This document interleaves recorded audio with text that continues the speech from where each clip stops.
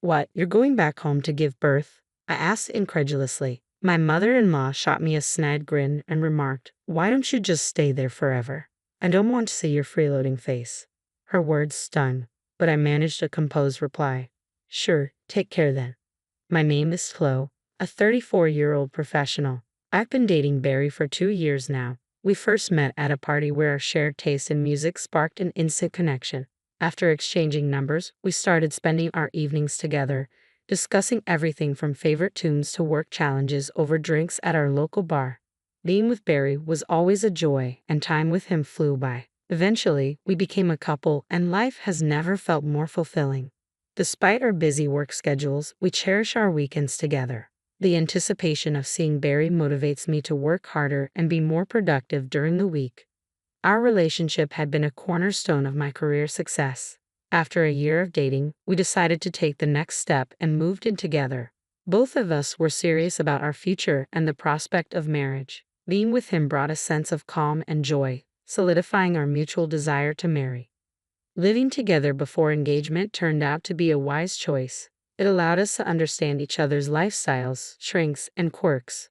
A year later, my eagerness to marry him remained steadfast, and I eagerly awaited his proposal. Though he had his own timing, I couldn't deny feeling a bit impatient lately.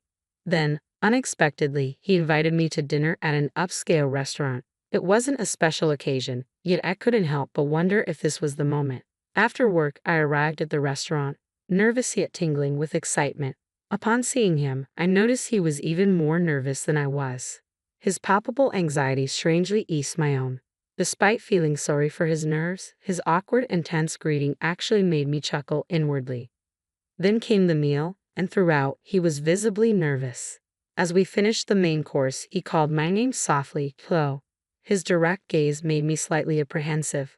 "Chloe, you're the most wonderful person I want to cherish. I hope you feel the same about me. So, will you marry me?" With those heartfelt words, he presented a ring. My answer was already clear. Yes, I can't wait for our life together. With our engagement sealed, I was overwhelmed with happiness. However, life soon became hectic, and the joy was fleeting. We had to meet each other's families, organize family gatherings, and begin wedding preparations. Balancing all this alongside our demanding work schedules was a challenge, but Barry and I found ways to carve out time and move forward with our plans. When I introduced Barry to my parents, they took a liking to him right away, impressed by his sincerity. Their approval meant a lot to me, and I was grateful they welcomed our decision to marry. However, when it came time to visit Barry's parents, things took an unexpected turn. "You're Barry's fiancé. You seem rather plain," remarked Barry's mother, R, bluntly upon our first meeting. Taken aback by her comment, I felt knocked down. Barry quickly interjected, "Mom, what are you saying? She's the woman I chose." That was pretty rude. R shrugged defensively. "I'm just being honest, you know." Barry's father, Will, stepped in, trying to diffuse the tension. "Enough, R, that's uncalled for." Despite Barry and his father's attempts to defend me, I couldn't shake off the hurt from R's words. Later, Barry apologized. "Chloe, I'm sorry about my mom. She's always been straightforward, sometimes too much. I've never been comfortable with it either." "Really?" I asked, surprised by his admission. "Yeah, so please don't let her words get to you. If she says anything after we're married, let me know right away. I'll handle it," he assured me earnestly. His words brought me relief. From the moment we started dating, Barry had shown he would protect me, even attempting to shield me during our introduction to his parents. Still, my apprehensions persisted, especially regarding the impending family meeting. I couldn't shake the worry that R would disrespect my parents too. Despite my warnings to Barry, he had assured me he would handle her carefully, and I had even briefed my parents about R's challenging nature, which they were already familiar with from past encounters. The day of the family meeting finally arrived, and my nerves were on edge for entirely different reasons. "Hello, I'm Barry's dad. It's a pleasure to meet you. Thank you for having us," Will greeted warmly, extending a hand to my parents. "We're Chloe's mom and dad." My parents replied politely, trying to keep the atmosphere pleasant. They exchanged pleasantries with Will, but R remained silent, seating herself and ordering a drink without a word.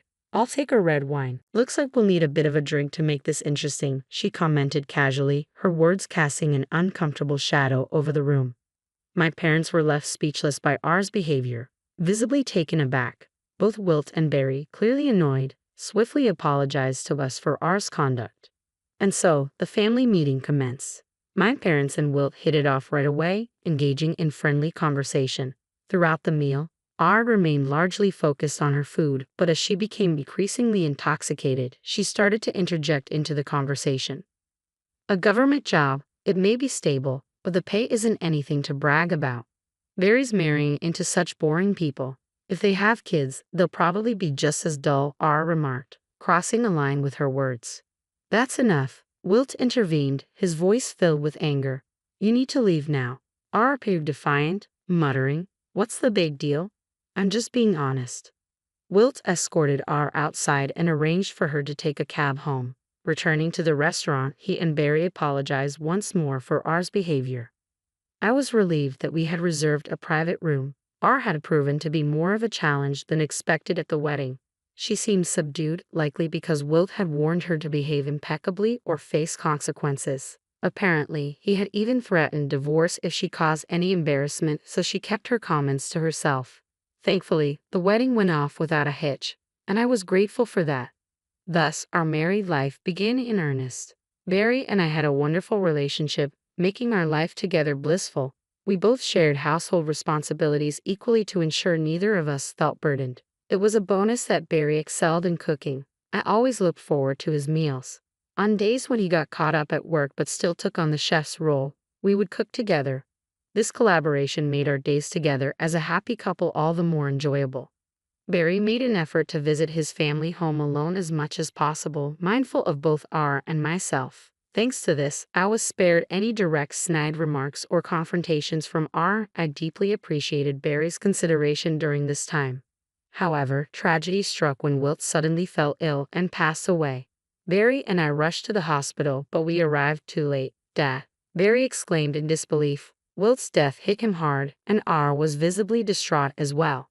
How could you leave me like this? Despite my strained relationship with R, I couldn't help but empathize with her grief in that moment. I mourned the loss of Wilt, who had always treated me with kindness.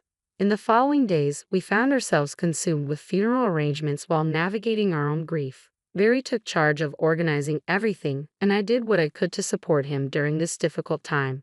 The funeral proceeded smoothly, and we felt we had given Wilt a fitting farewell. Life eventually settled back to its routine for Barry and me. While it took time to come to terms with Wilt's passing, we eventually found our footing. Barry appeared determined to move forward with renewed resolve. However, a new challenge emerged unexpectedly. Barry, Chloe, please help me. Our sudden appearance at our doorstep caught us off guard. Mom, what's wrong? Barry asked, clearly unsettled by the unusual atmosphere. R's demeanor softened as she spoke. Since your father passed, I've been feeling terribly lonely every day. Nothing seems to taste right anymore. I just wanted to see the faces of my only family, my son and his wife.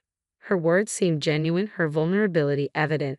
Could you let me stay with you for a little while? She asked, her request tinged with desperation.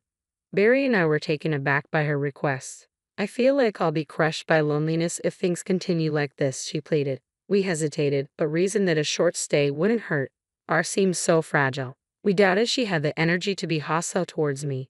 So we agreed to live together, and surprisingly, R behaved maturely. She even took on some household chores. I'm staying in your home. It's the least I can do. Thank you, Flo. You're a lifesaver, she expressed gratefully.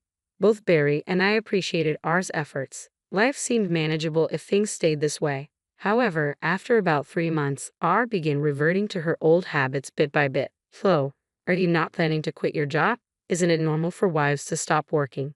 But you've been working all this time. I started to respond, but R's tone grew harsher, indicating she was returning to her old self. I turned to Barry immediately. Okay, we need to talk to Mom and get her to go back to her hometown right away, I said. When Barry confronted R about it, her response was startling. I've already sold the family home, she admitted. Barry and I exchanged shocked glances. Mom, why would you do that without even discussing it with us? That's our family home. I inherited it from your dad. Selling it was my decision, R defended herself. But you should have at least informed us, Barry replied, visibly frustrated. I forgot, sorry. Now I have nowhere else to go, so please don't kick me out, R pleaded. Barry and I were left speechless. Just as we were grappling with this unexpected turn of events, another surprise came our way. I discovered I was pregnant. Verity and I were overjoyed. We had been hoping for a child but had almost given up due to our age, so this was wonderful news. However, the prospect of dealing with R while pregnant added a new layer of complexity to our situation. Recently, she started complaining again. I recounted to Barry. Why do I have to cook for you too? I'm only staying here because of Barry, not you. Traditionally, it's the wife who handles all the housework, Barry explained. R would cook only for herself and me, and she'd do her laundry but avoid yours. Barry would reprimand her, and she'd feign remorse only to repeat the behavior. I was at my wits' end. Feeling the need to escape, I decided to begin my maternity leave early and return to my parents' home. When I discussed this with Barry, he proposed a solution that we both agreed on, and we began to make arrangements. I promptly informed R of our decision and started preparing to leave. You're going back home to give birth? Yes, I feel it's necessary for a safer childbirth, even though I understand it means leaving household duties behind. Barry supports this decision. Upon hearing this, R smirked and sneered. Why not just stay at your parents' house forever? I don't want to see your parasitic face around here anyway. I bet even Barry's had enough of you. You don't need to come back to this house anymore. I couldn't help but feel a sense of relief at R's harsh words. All right then, take care, I replied calmly. I returned to my parents' house, grateful to be with them again after so long. They've been incredibly supportive, allowing me to find peace and comfort during this time. A month later, Barry arrived at my parents' house with news. I finally got the green light from work. I found us a new place. That's fantastic. Barry's plan was for us to transition to remote work, which his company had approved. Thoughtfully, he rented an apartment near my parents' home, and we decided to move there. Barry then terminated the lease on the room R had been staying in and finalized our move to the new apartment. Apparently, R was quite unsettled by this, and she called me. Hey Chloe, where are you? I'm at our new place with Barry. New place? Where? R's voice sounded urgent and somewhat panicked. I'll let you know, but I have to be honest.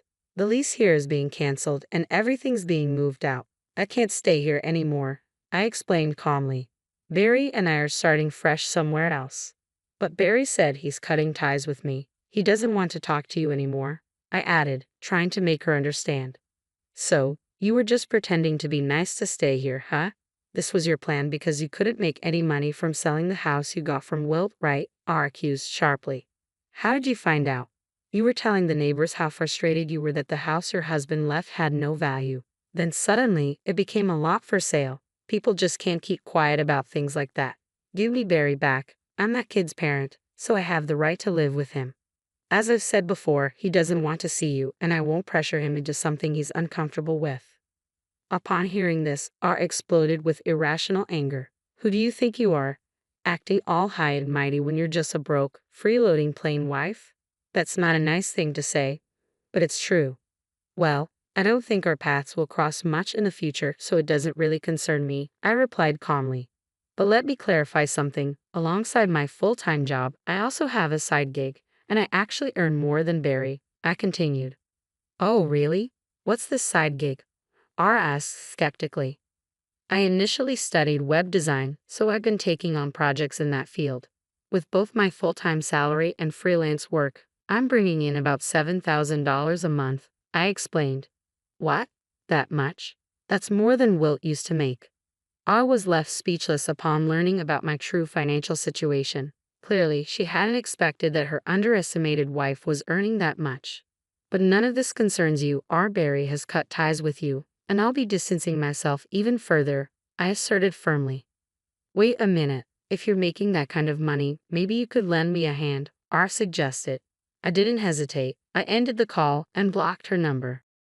It was a relief to expose R's true intentions and leave her feeling regretful.